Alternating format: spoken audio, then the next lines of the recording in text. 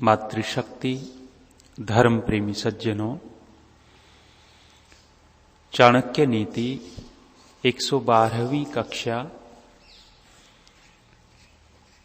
कौन सा दान श्रेष्ठ है, दान के विषय में आचार्य चाणक्य संकेत कर रहे हैं। दान दिया जाता है और दान देने वाले दे करके एक मानसिकता रखते हैं कि हमने तो दे दिया, लेने वाला इसका कुछ भी करे। यह बहुत गलत मानसिकता है। सुपात्र को दान दिया जाता है, कुपात्र को दान नहीं दिया जाता। और सुपात्र को दान देते हैं तो दाता का भी कल्याण होता है और लेने वाले का भी कल्याण होता है। दोनों के लिए लाभदायक ये कार्य होता है। और यदि कुपात्र को दिया हुआ दान है, वही दान दोनों के लिए अकल्याणकारी सिद्ध होगा। कोई समझे कि हमने तो दे दिया, सामने वाला कुछ भी करे, बिना बुद्धि लगाए दिया है, तो वही दिया हुआ दान दाता को भी डुबोएगा और लेने वाले को भी डुबोएगा। आचार्य चाणक्य कहते हैं, क्षीयन्ते सर्वदानानि यज्ञ होम बलि क्रिया न क्षीयते पात्र दानम अभयम सर्वदेही नाम। कहते हैं कि बहुत सारे दानों का पुण्य क्षीण हो जाता है, घट जाता है। कौन कौन से दान गिनाए? अन्न का दान, जल का दान, वस्त्र का दान, भूमि का दान आदि आदि बहुत सारे दान। और कहते हैं ब्रह्म यज्ञ, देव यज्ञ और बलि वैश्व देव यज्ञ आदि जो सभी कर्म हैं, वे भी धीरे धीरे उनका पुण्य भी क्षीण होता है। यहां अर्थवाद ही लेना चाहिए। इनको हीन नहीं कह रहे हैं आचार्य चाणक्य। अन्न का दान कोई हीन दान नहीं है, श्रेष्ठ दान है। जल का दान बहुत श्रेष्ठ है। पहले लोग कुएं बावड़ी खुदवाया करते थे और कुएं बावड़ी खुदवाने का पुण्य बहुत मिलता था। जल के साधन कम थे, उस समय कुएं बावड़ी ही जल के अधिक साधन थे। आज तो अनेक प्रकार के साधन उपलब्ध होते हैं। वस्त्र आदि का दान, गरीबों को वस्त्र देना, ये बहुत बड़ा दान है, सामान्य नहीं है। और भूमि दान तो महाभारत के अंदर उद्योग पर्व, अनुशासन पर्व के अंदर, शांति पर्व और अनुशासन पर्व। अनुशासन पर्व में पितामह भीष्म युधिष्ठिर को उपदेश करते हुए, दान की शिक्षा देते हुए, वहां भूमि दान को बहुत बड़ा दान कहते हैं। ब्रह्म यज्ञ, देव यज्ञ आदि 5 महायज्ञ हैं, इनका भी बहुत बड़ा पुण्य होता है। कर्तव्य कर्म करते हैं तब। यहां सामान्य बात कही जा रही है कि इन सब के पुण्य क्षीण हो जाते हैं, किंतु सुपात्र को दिया हुआ दान न क्षीयते पात्र दानम। सुपात्र को दिया हुआ दान का जो फल है वो क्षीण नहीं होता। अर्थात क्षीण न होने का तात्पर्य है बहुत बड़ा पुण्य वहां मिलता है। और दूसरा, प्राणी मात्र को दिया गया अभय दान, ये बहुत बड़ा दान होता है। अभय दान अर्थात कोई व्यक्ति हमसे भय न करे, डरे नहीं, ये बहुत बड़ी बात होती है।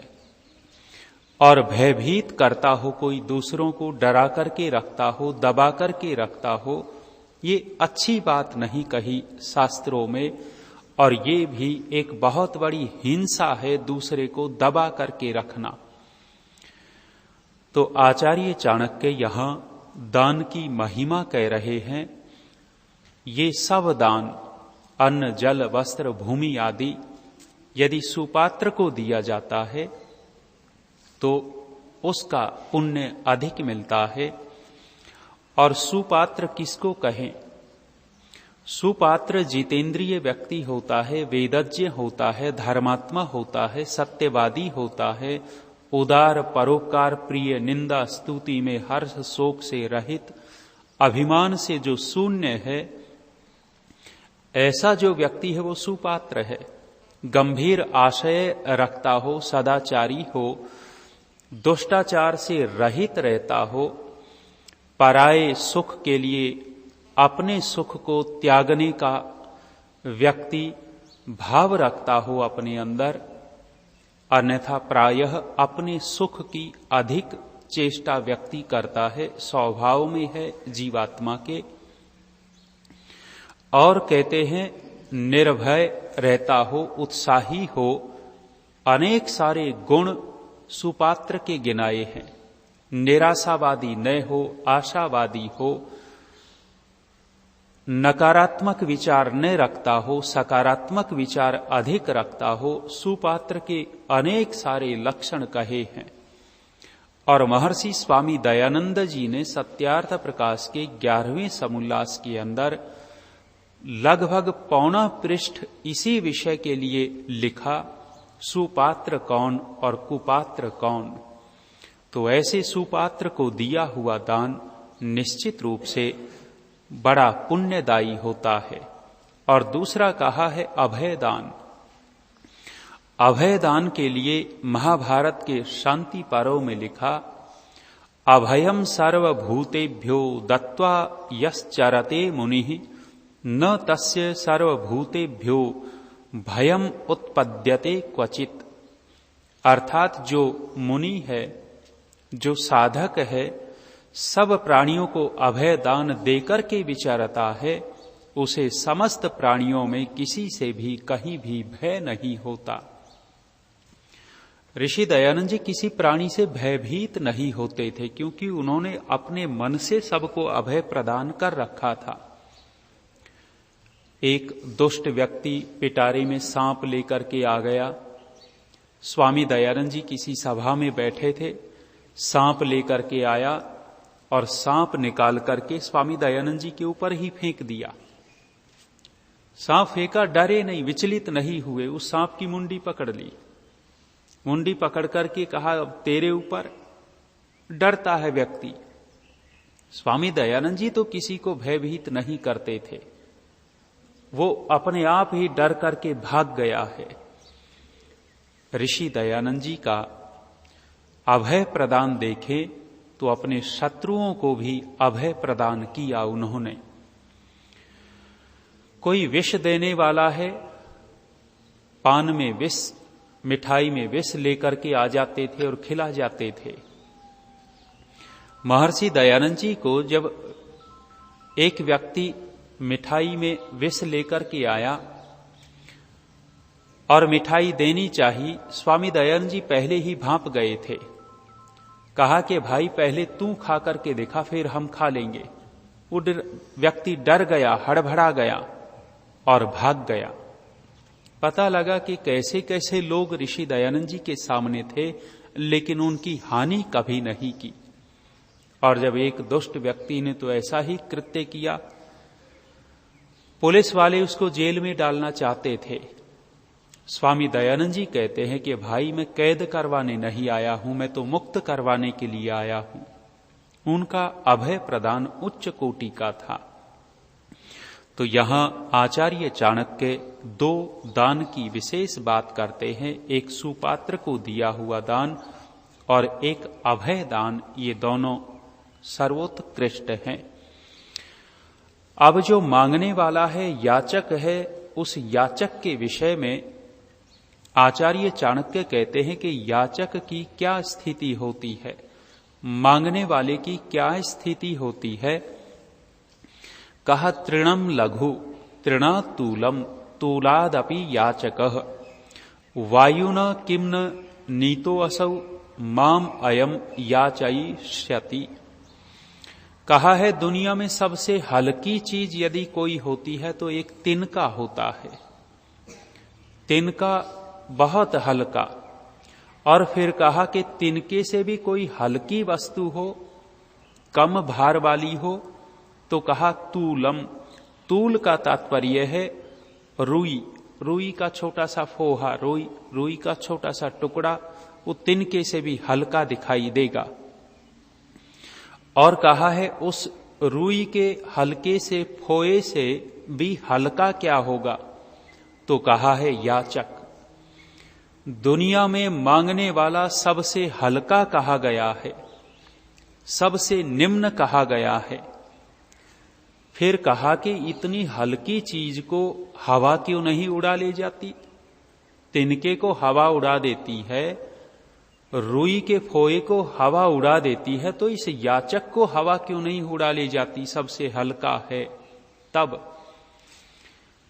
व्यंग किया है, कहा कि वायु इसलिए इसको उड़ा करके नहीं ले जाती, वायु इसके पास इसलिए नहीं जाती कहीं ये याचक वायु से भी कुछ न मांग लेवे। अर्थात मांगने वाले से सब बचना चाहते हैं। मांगने वाला बहुत अच्छा नहीं माना गया है, मांगने वाले को मांगना भी अच्छा नहीं कहा गया है, लेकिन लोकोपकार के लिए, बड़े कार्य के लिए मांगा भी जाता है। मांगना चाहिए और दिया जाता है, देना चाहिए। आगे कहते हैं वरम प्राण परित्यागो मान भंगेन जीवनात् प्राण त्यागे क्षणम दुखम मान भंगे दिने दिने। कहते हैं कि अपमानित होकर जीने की अपेक्षा से मर जाना अच्छा है।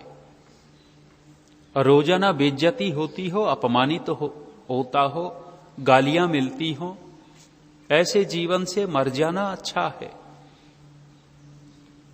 क्यों मर जाना अच्छा है? आचार्य कहते हैं मरने में तो दुख थोड़ी देर का होगा, लेकिन अपमानित होने में तो रोजाना दुख ही दुख है, मरना ही मरना है। अर्थात अपमानित होकर के व्यक्ति को नहीं जीना चाहिए, सम्मान पूर्वक, स्वाभिमान पूर्वक जीना चाहिए। और जहां अपमान मिलता हो, अपमान होता हो, वहां से दूर हो जाना चाहिए, हट जाना चाहिए, कहीं और चले जाना चाहिए। अपमान करना और अपमान सहना दोनों अच्छी बात नहीं है। हां, दुष्ट व्यक्ति का अपमान करना अच्छी बात है। देशद्रोही का, गलत व्यक्ति का, नीच व्यक्ति का, दुर्जन व्यक्ति का, आतताई व्यक्ति का, वेद विरोधी का, अच्छे कार्यों में जो रास्ते में अड़ंगा अड़ाता हो, रुकावट डालता हो, ऐसे व्यक्ति का अपमान करना अच्छी बात है। और सामान्य रूप से अपमान करना अच्छी बात नहीं है। और न अपमान सहना अच्छी बात है। तो जहां अपमान मिलता हो वहां नहीं रहना चाहिए। और आगे कहते हैं प्रिय वाक्य प्रदानेन सर्वे तुष्यन्ति जन्तवः तस्मात् तदेव वक्तव्यम वचने का दरिद्रता। आचार्य चाणक्य ये विशेष बात वचन के विषय में, वाणी के विषय में कह रहे हैं कि प्रिय वाक्य बोलने से सभी लोग संतुष्ट होते हैं, प्रसन्न होते हैं। गाय को भी प्रेम से बोल करके देखिए, गाय भी खड़ी हो जाती है पास में आने के लिए तैयार। और उसी को धमका करके बोले, डांट करके बोले तो गाय भी दूर भागेगी। प्रिय वाक्य बोलने से सभी जंतु प्रसन्न होते हैं। मनुष्य भी प्रसन्न होता है। दुर्जन व्यक्ति कभी भी प्रसन्न नहीं हो सकता प्रिय वाक्य से। प्रिय वाक्य बोलेंगे तो दुर्जन उस प्रियता में भी कुछ दोष निकाल करके रखेगा। तो दुर्जनों की बात छोड़ देवे और जो सज्जन लोग हैं, अन्य प्राणी हैं, वे प्रिय वाक्य से संतुष्ट होते हैं, प्रसन्न होते हैं। इसलिए कहा है तस्मात् एव वक्तव्यम, इसलिए बोलना चाहिए, प्रिय बोलना चाहिए, मधुर बोलना चाहिए। कहते हैं वचने का दरिद्रता, बोलने में भी क्या कंजूसी करनी। बोलना ही है तो अच्छे से ही क्यों न बोला जाए, मधुर ही क्यों न बोला जाए, सम्मान पूर्वक क्यों न बोला जाए। इस बोलने में भी क्या कंजूसी करनी। वेद में कहा है जिह्वायाग्रे मधु में जिह्वया मूले मधुलकम। कहते हैं मेरी जीभ के अगले भाग पर शहद है और जीभ के मूल में अर्थात हृदय में उस मधु का स्रोत है, मधु का छत्ता है। वेद संकेत कर रहा है कि जीवा अग्रे, जीवा के अगले भाग पर मिठास होनी चाहिए और हृदय में मिठास का स्रोत होवे, शहद का छत्ता होना चाहिए। व्यक्ति बहुत सारे ऐसे होते हैं जब भी बोलेंगे उल्टा ही बोलेंगे, जब भी बोलेंगे उनके वचनों में मधुरता नहीं होगी। ऐसा तीखा बोलेगा कि उस व्यक्ति के पास कोई जाना पसंद नहीं करेगा। वो उपदेशक सुनाया करते हैं, एक व्यक्ति बोलता तो उल्टा ही बोलता, रुका ही नहीं जाता उससे उल्टा बोले बिना। पत्नी ने कहा कि घर का गुजारा करना है, कोई व्यापार करके आओ, कुछ लेकर के आओ। निकल गया घर से। निकलने से पहले पत्नी ने कहा कि रास्ते में भूख लगेगी, कुछ ले जाओ। पका हुआ क्या लेकर के जाएं, रास्ते में वो खराब हो सकता है, तो सूखा सामान चावल दाल आदि लेकर के चल पड़ा। पैदल रास्ते होते थे, पैदल रास्ते हुए, शाम को ठहरना था, भूख लगी हुई थी। एक घर में गए, बूढ़ी अम्मा थी। बूढ़ी अम्मा, उसको कहा कि मां मेरी खिचड़ी पका दे, भूख लगी है, खिचड़ी खा लूंगा। बूढ़ी ने कहा कि घर से ही तेरे को खाना दे देती हूं, ना मैं साथ लेकर के चला हूं, मेरी तो खिचड़ी पका दे। माताजी ने खिचड़ी हांडी में रख दी पकने के लिए और ये व्यक्ति बैठ गया खटिया के ऊपर। खटिया के ऊपर बैठा है और इससे उल्टा बोले बिना रहा ही नहीं जाता था। कोई न कोई ऐसी उल्टी बात बोलता कि आदमी को दुख हो जाए। इसने उस बूढ़ी मां के घर के दरवाजे को देखा और अंदर बंधी हुई भैंस को देखा। कहते हैं भैंस बहुत मोटी थी और दरवाजा थोड़ा तंग था। कहने लग गया कि माताजी ये भैंस किसकी है? अरे मेरे घर में बंधी है तो मेरी ही भैंस है। कहने लग गया कि माताजी तेरी भैंस है, मैं तो इसलिए पूछ रहा था कि तेरे घर का दरवाजा बहुत तंग है और भैंस बहुत मोटी है। बूढ़ी अम्मा ने कहा तू कहना क्या चाहता है? कहने लग गया कि माताजी ये भैंस यदि मर गई तो इस दरवाजे में से कैसे निकालेगी तू? उल्टा बोलना। बूढ़ी अम्मा ने कहा कि बदमाश, ठीक से नहीं बोल सकता, तेरी खिचड़ी पका रही। अच्छा गलती हो गई, फिर नहीं बोलूंगा। लेकिन उल्टा बोलने वाले उल्टा ही बोलेंगे, नकारात्मक ही बोलेंगे, उत्साह नहीं देते। नकारात्मक बोलने वाले कोई न कोई बीच में ऐसे ही बातें, ऐसे ही वाक्य रखते हैं। थोड़ी देर बाद घर में एक महिला जवान लड़की जैसी आई पानी भर के बाहर से। फिर इसने पूछा कि माताजी ये कौन है? अरे ये मेरी बहू है। तो तेरा लड़का कहां है? लड़का फौज में नौकरी करता है। अब उल्टा बोलने वाला फिर उल्टा बोलता, और माताजी बड़े दुख की बात, क्या हुआ तेरे को? कहने लग गया कि यदि तेरा लड़का फौज में लड़ाई करते करते मर गया तो इसका क्या होगा? माताजी ने डंडा उठाया और खिचड़ी उठाई, फेंक दी उसके ऊपर। कहते हैं खिचड़ी उसके ऊपर फेंकी तो अपने अंगोछे में ले ली जल्दी से, अध पकी खिचड़ी अंगोछे में। माताजी ने डंडा उठाया, भाग यहां से, तेरी खिचड़ी पका रही और उल्टा उल्टा बोलता है। कहते हैं वो भागा जा रहा था और उसके अंगोछे में से पानी टपक रहा था। लोगों ने पूछा कि भाई क्या टपक रहा है? उसने कहा कि भाइयों, ये तो मेरी वाणी का रस टपक रहा है। अर्थात आदमी बोले तो ढंग से तो बोल ले वे, न तो चुप रह जाए। यही आचार्य चाणक्य संकेत कर रहे हैं। वचने का दरिद्रता, बोलने में भी क्या कंजूसी करनी है। अच्छा ही क्यों न बोल लेवे, मीठा ही क्यों न बोल लेवे। आज इतना ही। ओम शांति।